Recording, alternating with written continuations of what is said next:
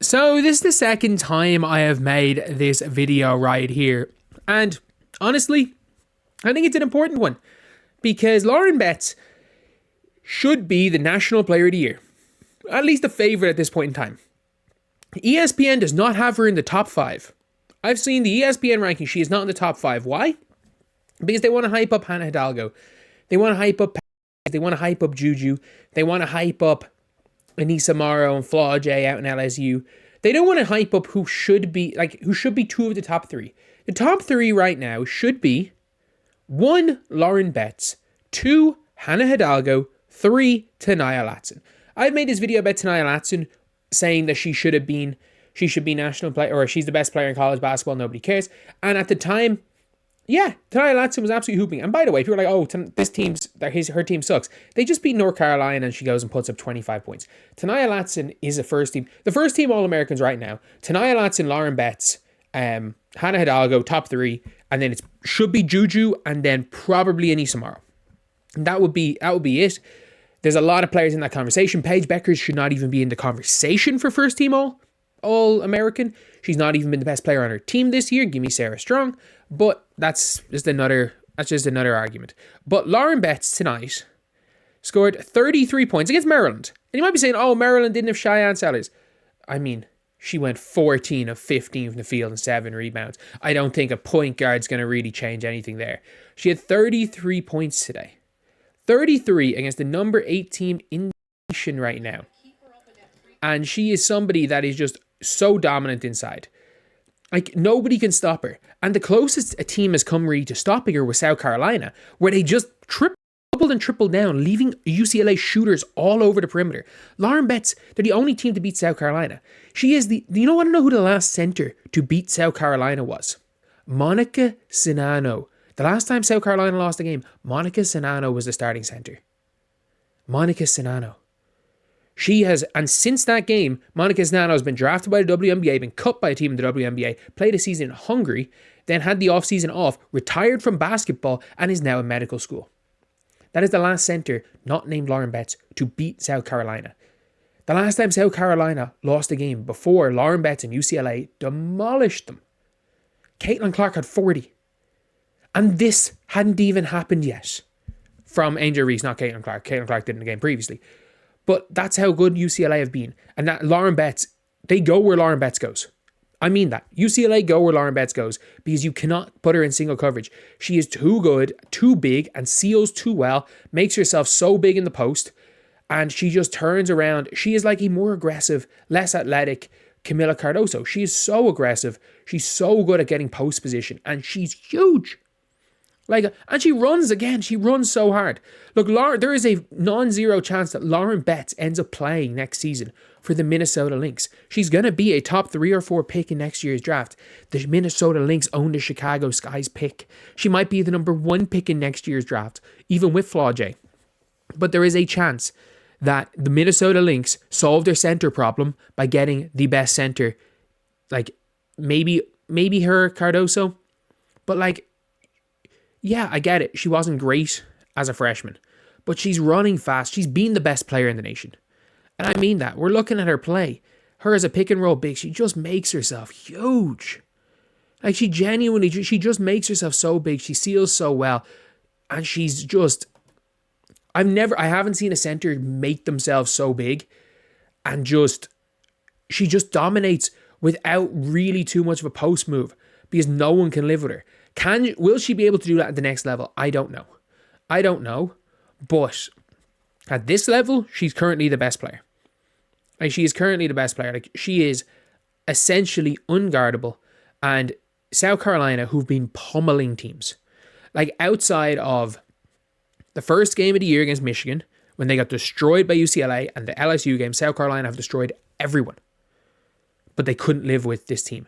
And again, with Lauren Betts, they held Lauren Betts to low counting stats. But by doing that, they gave up everyone else.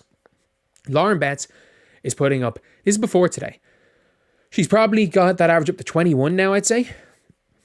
She's played 17 games, 31 points, plus 11 on that. Yeah, she's probably there or thereabouts gone to 21 points per game. 10 boards per game on 62% shooting from the field on the undefeated UCLA team. And again, for people saying Tania Latson's team sucks, they beat the number 13 team in the nation, and Tania Latson hit a buzzer beater. Like, Tania Latson literally hits a 3-pointer. As you can see there, she hits a 3-pointer, well, that wasn't the buzzer, was it? But she hits a buzzer beater to win the game.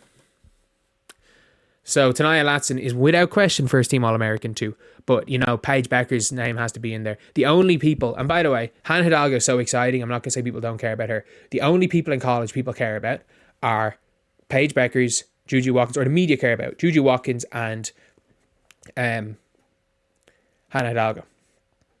The reality is, Hannah Hidalgo is the only one that belongs on the podium. If there was a podium of top 3 for National Player of the Year, Hannah Hidalgo is the only one who belongs there. And Paige Beckers is not a first team All-American.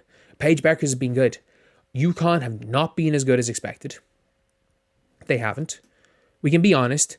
UConn have not been as good as expected, even with Sarah Strong. Maybe when they play South Carolina with AZ Foot healthy, things will change. But the best player, National Player of the Year, if it ends today, should be Lauren Betts. I'm sorry, her team is undefeated. They beat South Carolina, and she is absolutely dominating everyone. And the only way you can guard her is by throwing doubles at her, which frees up all the shooters on UCLA. So her gravity is as important as her actual play. Like, she has so much gravity, and again, she's just huge. She's a monster, and we've seen big players like Cardoso with her unbelievable touch. Cardoso's biggest flaw is that she doesn't make herself big while receiving the ball. Great rebounder, great finisher. She doesn't make herself big on steals. Lauren Betts does all of that. Like, she is without question. She's been without question the best player. I don't know why there's even a conversation about this. But it's because the media, her name is she doesn't have the first name Paige and the last name Beckers, or the first name Juju and the last name Watkins. She is not the media golden girl. And because of that, she's been continuously, I'm not even going to say disrespected, ignored. Her and Tania Latson have been the 2 best players in the country, and they've been flat out ignored.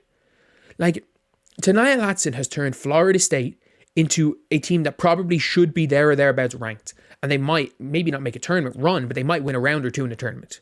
And that's all on Tania Latson, who's been the leading scorer in the country. Lauren Betts, you take Lauren Betts off UCLA, and they're not even close to being the best team in the country.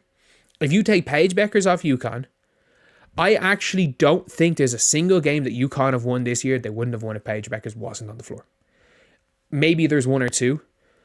Do I think they would have lost by more to Notre Dame and to USC if Paige wasn't there? Obviously, but I don't think there's a single game they've won that they wouldn't have without Paige. There's a lot of games UCLA have won that they wouldn't have without Lauren Betts. By a lot, I mean a few games they wouldn't have won without Lauren Betts. And for Tania Latson, you can forget about half of the things for Florida State. And heck, Hidalgo, like, Notre Dame are really freaking good. But for me, like, and to be fair, I don't know how many games USC win without Juju.